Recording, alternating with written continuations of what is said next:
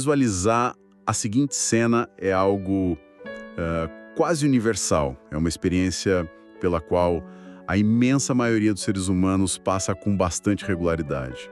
São, digamos, 6 horas da manhã. O quarto ainda está completamente escuro, o alarme acabou de tocar e a ideia daquele primeiro café do dia ainda é tipo um sonho muito distante. O corpo mal despertou, né? Exato. Os músculos estão ali relaxados, mas a mente já está a 1000 por hora. E a nossa exploração de hoje entra exatamente nesse milissegundo crítico. Aquele lapso de tempo ali entre abrir os olhos e colocar o pé no chão. A missão neste mergulho profundo no material que a gente tem em mãos hoje é analisar um trabalho muito intrigante organizado por Sidney Neri Soares. Isso mesmo. Esse documento descreve o que o autor chama de a batalha silenciosa, ou a invasão mental das primeiras horas do dia. É um texto que traz uma análise psicológica super crua sobre as preocupações matinais e, em seguida, ele propõe um guia prático de enfrentamento que é estruturado e baseado em versículos bíblicos. E é um documento que faz um verdadeiro raio-x desse momento de extrema vulnerabilidade humana, sabe? Logo ao acordar, a mente está ali, sem blindagem alguma. O foco consciente ainda não se estabeleceu. A racionalidade ainda está meio adormecida.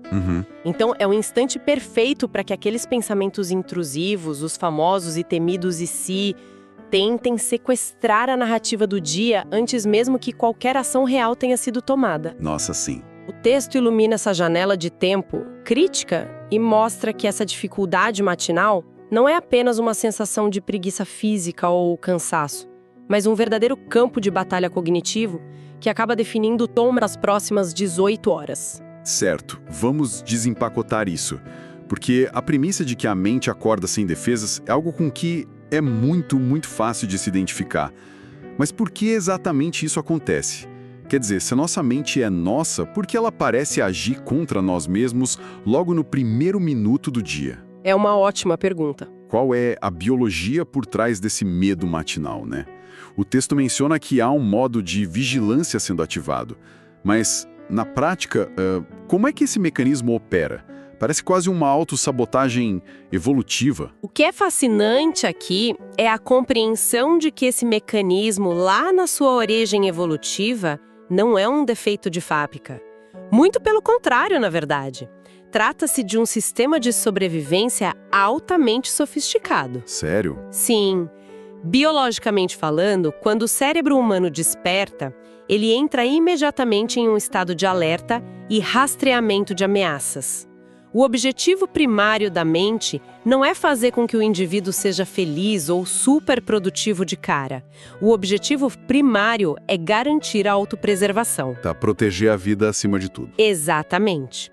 Para fazer isso, o cérebro tenta prever riscos. Ele varre o horizonte buscando antecipar a dor para evitar um sofrimento físico ou emocional.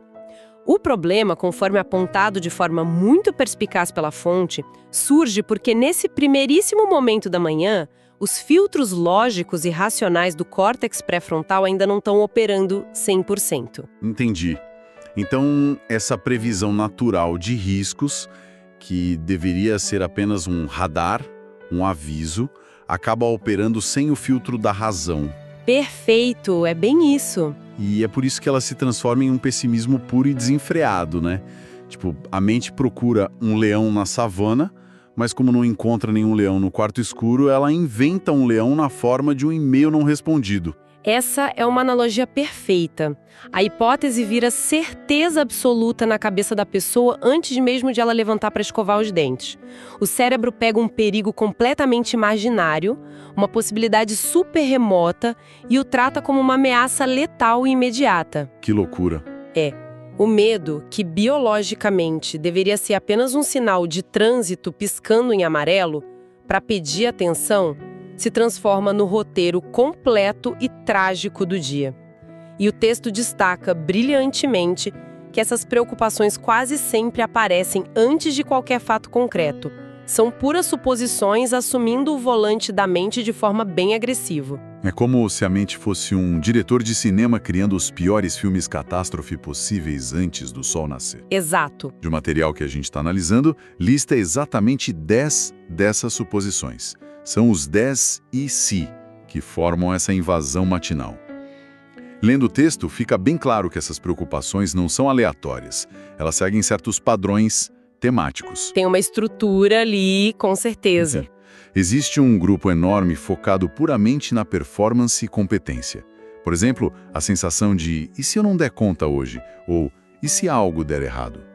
Como é que o texto avalia essa cobrança prematura? O autor descreve isso como uma sensação de incapacidade que ataca antes do momento da ação. Pense na dinâmica. A pessoa nem saiu da cama ainda, não abriu a agenda, não falou com nenhum colega de trabalho, mas já sente o peso físico de estar atrasada ou de ser insuficiente para demandas que nem começaram. Nossa, uma pressão fantasma, né? Pressão fantasma total. A mente cria cenários negativos, onde reuniões que estão marcadas para as 3 da tarde já estão fracassando na imaginação às 6 da manhã. É o sofrimento por antecipação em sua forma mais pura e paralisante.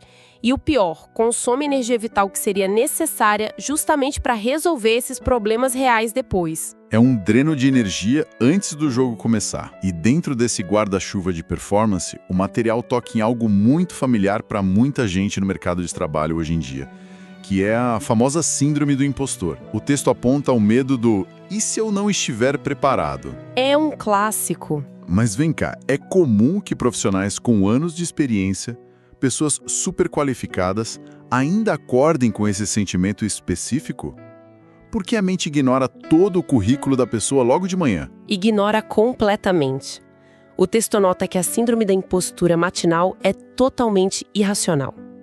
Surge aquela sensação opressiva de que a qualquer momento uma máscara vai cair e o indivíduo será descoberto como uma fraude pelos pares ou superiores. Mesmo tendo entregado bons resultados a vida toda? Sim, porque naquele estado de vulnerabilidade matinal, o cérebro não está consultando o arquivo de vitórias ou de diplomas da pessoa. Ele está focado exclusivamente na dúvida e na detecção de fraquezas. A mente amplifica qualquer pequena insegurança e a transforma em um atestado de incompetência iminente. E além dessa cobrança interna brutal, o material também aborda o peso do julgamento externo.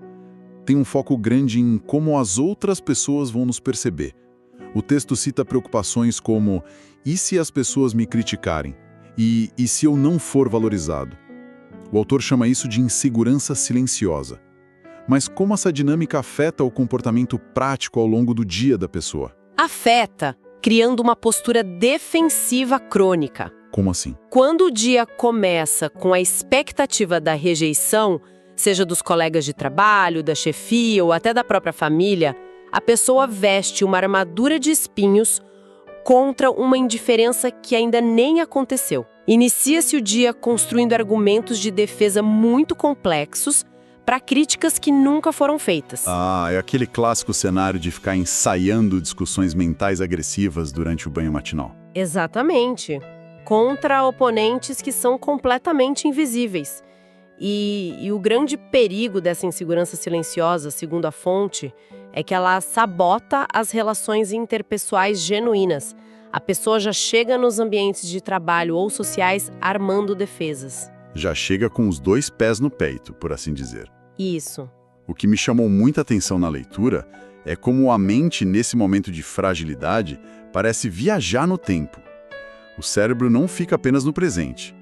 O texto aponta o medo de falhar de novo, que é uma âncora ali no passado, e a antecipação de receber uma notícia ruim, que é um salto lá para o futuro. É verdade. O cérebro atua como um viajante no tempo pessimista. No caso do "e se eu falhar de novo?", a gente vê o passado invadindo o presente de forma implacável. Erros antigos, coisas que já aconteceram, já foram resolvidas ou até mesmo esquecidas por todo mundo, são desenterradas. Viram munição fresca. Exato.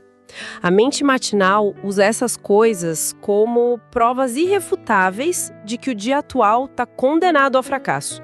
O arquivo de falhas é usado como uma bola de cristal para prever o futuro. Por outro lado, o medo de receber uma notícia ruim é a projeção futura pura. Aquela vontade de checar o celular na hora. Sim, é aquela vontade angustiante de pegar o celular no instante em que se abre o olho, temendo o pior e esperando tragédias urgentes que, na vasta maioria das vezes, são inexistentes. Mas isso mantém o sistema nervoso em um alerta constante e muito exaustivo. É exaustivo mesmo, só de analisar a lista já dá para sentir o peso da coisa. Isso acaba paralisando o corpo. O material menciona preocupações que geram inércia, como e se faltar dinheiro e o medo de não conseguir resolver um problema. Como é que o autor conecta essas ansiedades específicas com a procrastinação? O poder de criar uma sombra enorme de escassez.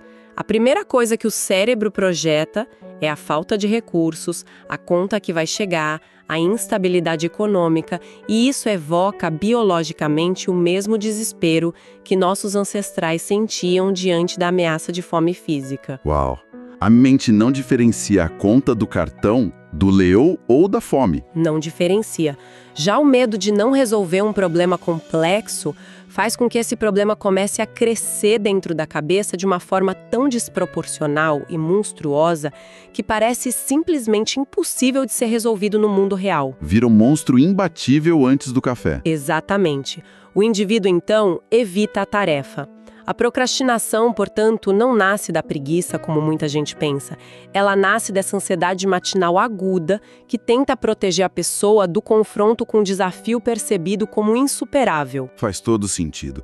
E tudo isso culmina no 10º ponto da lista, que o autor classifica categoricamente como o mais perigoso de todos. E se nada mudar? Por que a estagnação é vista como a ameaça suprema nessa invasão mental matinal? Porque a sensação de estagnação rouba a matéria-prima mais essencial para a ação, a esperança. Esse pensamento é letal para a motivação humana. Quando o cérebro projeta que todo o esforço brutal do dia será inútil, porque as circunstâncias continuarão exatamente na mesma, o combustível para enfrentar qualquer um dos outros 9 medos evapora. É a falência da vontade antes mesmo do dia começar de fato. Falência total. Então, o que tudo isso significa? Nós temos esse diagnóstico bem detalhado de um cérebro que acorda programado para antecipar o desastre. Qual é a proposta do autor para combater essa invasão massiva de negatividade às 6 da manhã? Como o texto sugere virar esse jogo? É neste ponto que a fonte nos apresenta a sua solução central. A partir de uma perspectiva de fé, o autor elabora o que ele intitula de Guia de Versículos da Armadura Matinal. E aqui, olhando pelo viés da nossa análise psicológica e comportamental do material, é muito importante observarmos essa proposta através da lente do redirecionamento cognitivo. Perfeito. O autor sugere que declarar essas verdades ou princípios logo cedo, de forma vocal ou mental focada, deve ser a primeiríssima ação do dia. A ideia central é permitir que essas palavras sejam a primeira voz a ressoar, estruturando a mente com clareza e propósito antes que as preocupações assumam o controle da narrativa. Espera, vamos traduzir esse termo técnico um pouco. Na prática, o que seria esse redirecionamento cognitivo? Seria algo como trocar o canal da televisão de forma intencional? Digamos que o cérebro acorda no automático e liga direto no canal do medo e da tragédia, passando os piores filmes. A pessoa usa esse guia de leitura como um controle remoto para forçar a mudança de sintonia para um canal de segurança e estabilidade. Essa é uma analogia excelente e muito precisa. Redirecionamento cognitivo é exatamente a interrupção consciente de um fluxo de pensamento automático e destrutivo, substituindo isso por um foco deliberado em uma narrativa construtiva. O cérebro quer rodar o roteiro do desespero, e o indivíduo interfere ativamente dizendo, não, o foco agora será neste conceito específico de segurança. Muito interessante. E o texto propõe o uso dessa leitura de forma bem deliberada, dividindo os salmos em estratégias específicas para combater aqueles inimigos que a gente listou. O documento não sugere apenas uma leitura passiva, mas a criação de um escudo. Sim, uma estrutura tática. Por exemplo, a primeira estratégia baseia-se no Salmo 5 e foca na intenção matinal. O texto destaca o trecho: "A minha voz ouvirás pela manhã e vigiarei". Mas como uma simples postura de vigilância ajuda na prática? Ajuda porque altera a postura da mente de passiva para ativa. Na análise do material, esse versículo serve para estabelecer a intenção de quem comanda. Ao invés de acordar como uma vítima indefesa, deixando que os medos entrem arrombando a porta da mente e façam a festa, a ação proposta é de se apresentar e vigiar. É tomar o posto de guarda. É o ato de tomar a posição de sentinela da própria consciência.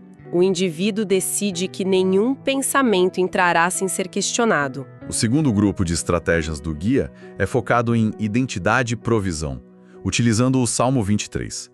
Ele traz aquela famosa ideia de que nada me faltará e sobre ter uma mesa preparada mesmo na presença de ameaças ou inimigos. Isso parece combater diretamente aquela ansiedade financeira que a gente discutiu antes, certo? Sem dúvida, combate a ansiedade da escassez e também a síndrome da impostura. Quando o método sugere declarar que há provisão garantida, mesmo diante de dificuldades, o foco mental muda violentamente da falta para a abundância. A narrativa de "eu não vou dar conta" ou "vai faltar recurso" é substituída pela estrutura mental de que os recursos necessários, sejam eles financeiros, emocionais ou intelectuais, já estão presentes e disponíveis. É uma forma de desarmar o pânico da fome que o cérebro estava projetando loucamente. Exato. Desarma o alarme de escassez. E para combater o medo das ameaças futuras e das críticas, o guia sugere a ativação da proteção, ancorada no Salmo 91 e no Salmo 27. O texto fala sobre habitar em um esconderijo seguro, sobre ter ordens de proteção e foca em buscar luz e força para anular o receio. Mas aí vem uma dúvida. Ler isso muda a realidade objetiva de um problema no trabalho? Se é uma crise real, mudar a narrativa resolve o problema? Essa é uma observação crucial para a nossa análise. O autor do texto não propõe que essa leitura seja uma solução mágica que faz os problemas externos desaparecem do mundo físico num passe de mágica.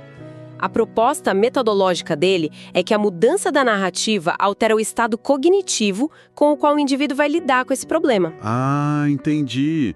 Muda quem vai resolver o problema. Perfeito. Se a gente lembrar daquele alarme primitivo do cérebro desesperado por predadores, sugerir a ativação dessa sensação de proteção absoluta é uma forma de dizer ao cérebro: nós estamos seguros, pode desligar a sirene. E com a sirene desligada, o córtex pré-frontal volta a funcionar plenamente.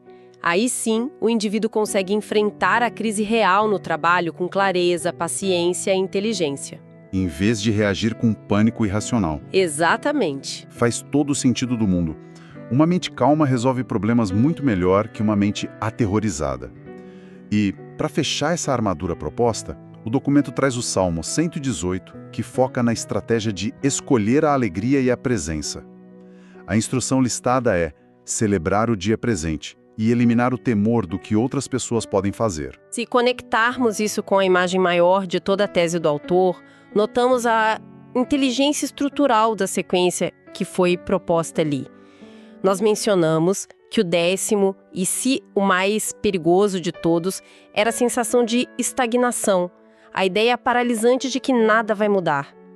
E essa etapa final da armadura matinal serve como um antídoto direto contra a falta de esperança. O antídoto para a estagnação. Sim, é uma escolha ativa de regozijo sobre o hoje, sobre o momento presente. A tática completa sugerida no material é fundamentalmente uma técnica profunda de reestruturação de crenças. A narrativa do medo biológico é desmantelada peça por peça e substituída por uma narrativa muito bem estruturada de segurança, provisão e foco total no presente. Tessão, o autor faz uma síntese fenomenal.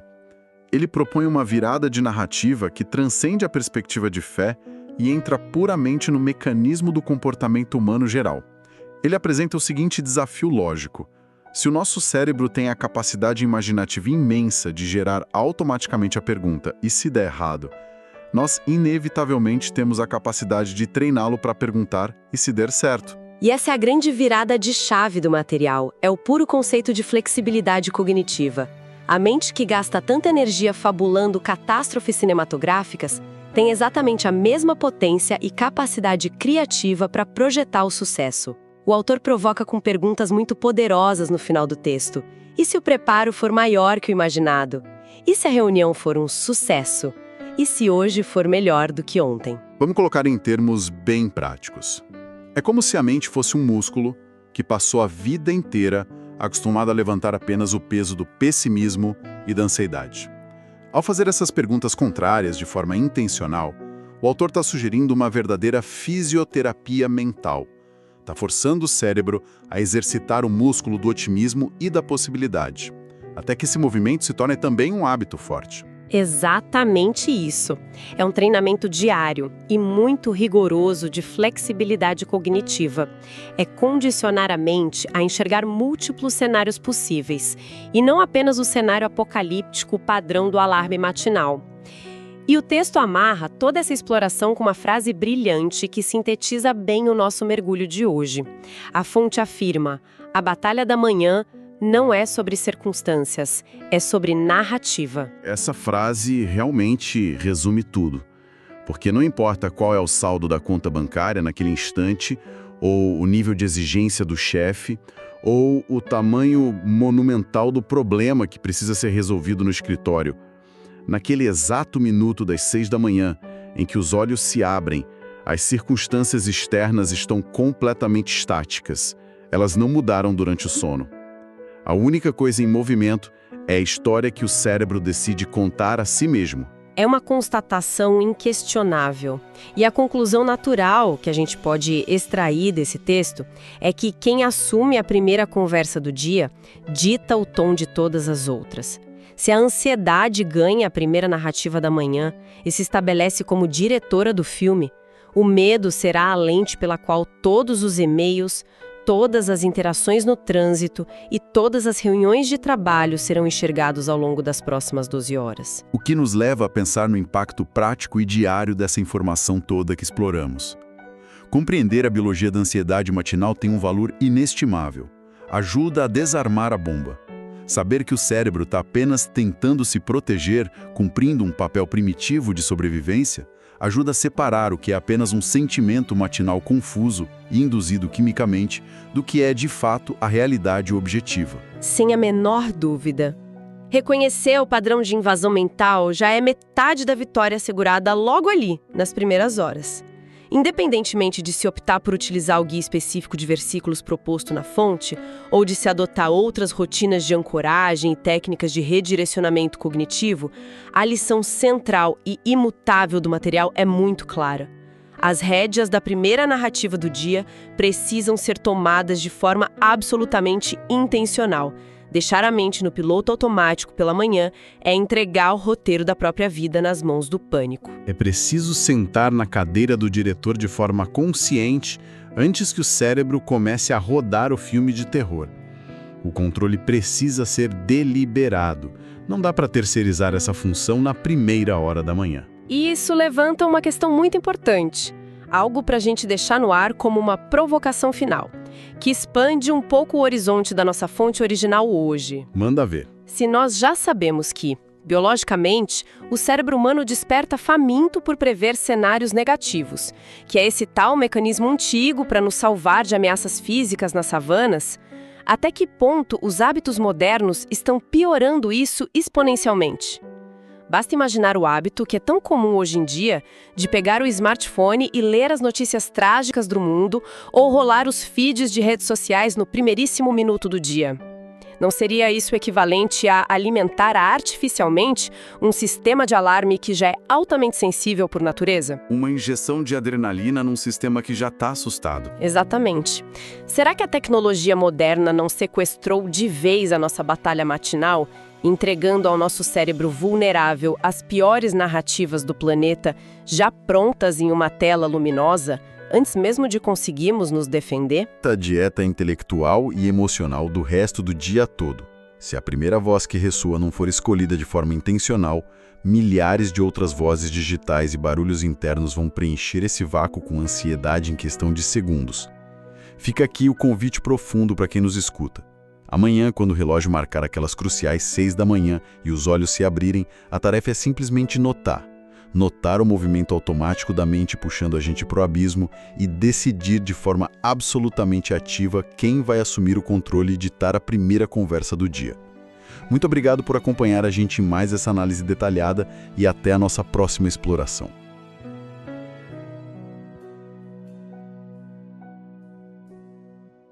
Banco de Salomão, o Internet Banking da alma.